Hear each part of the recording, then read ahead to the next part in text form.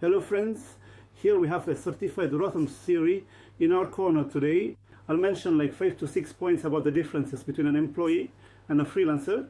I want to start by saying there's nothing good about being a tenant or bad about being independent. It's all very personal, very dynamic in terms of our lives and work. So I don't want to imply that one is better or worse. It's just reality as we understand it. So the first thing is an employee, unlike a freelancer, needs to have a lot on a bit. He needs to specialize in something very, very clear and do it in the best way he can. In contrast, being independent, one must also know his profession as best as possible, hopefully. But in addition, he also needs to know a bit about a lot of topics. For instance, it should be a bit about insurance, a bit about risks, a bit about miracles, a bit about contracts, a bit about advertising, a bit about Facebook, a bit about cash flow, and so on and so forth. Meaning, these are two very different approaches to attitude. Another thing to mention, where usually there are clear hours, fixed rate, a very defined, very clear job.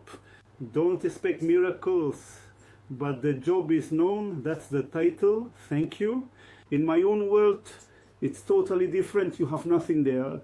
Surely at the beginning, neither day nor night, you work also after hours, you talk about it, and you do things even outside the standard times if you really want to succeed. You actually have a third difference, which is very, very big. This fundamental principle is a clash of two values between security and freedom. Broadly speaking, broadly speaking, broadly speaking, he wants more freedom, how much he will earn, when he will work and when he won't, and so on. And the knife wants more security. Pension funds and social conditions matter to him.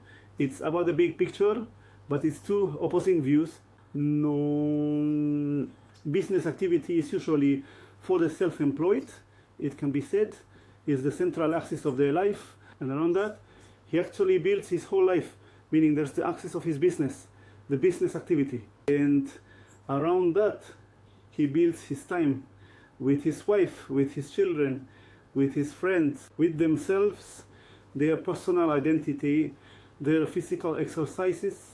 And to pave the way in Persians is a bit different, very clear, very organized, and it doesn't really have to be the center of life.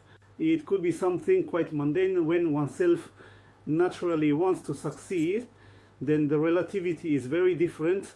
Another thing, for myself, unlike an employee, there really isn't a ceiling to how much he can earn. He actually has the researcher to earn as much as he wants on one hand, but also both. In fact, an employee usually has a very clear role. There's a glass ceiling that's accepted in his profession, in his field, etc. And here, actually, the story ends at the point of liberation. And of course, in the end, the employee works for others. So he promotes his employer's interests, the company where he works. And when he finishes the work, after 5 to 10 years each in his own time, he actually leaves all his produce, just leaves it from behind. Yes, he learned, he specialized. He thought it was a trial, that it was wonderful compared to the independence. He's actually gaining a reputation, he's accumulating assets, he can accumulate money, can accumulate interest, reputation as a company, and everything he does ultimately serves it. So of course it's like that, independent and risky on the edge of the fork. I'd love to hear your comments, your thoughts. I'll see you in the next video. And he arranged for you, for everyone,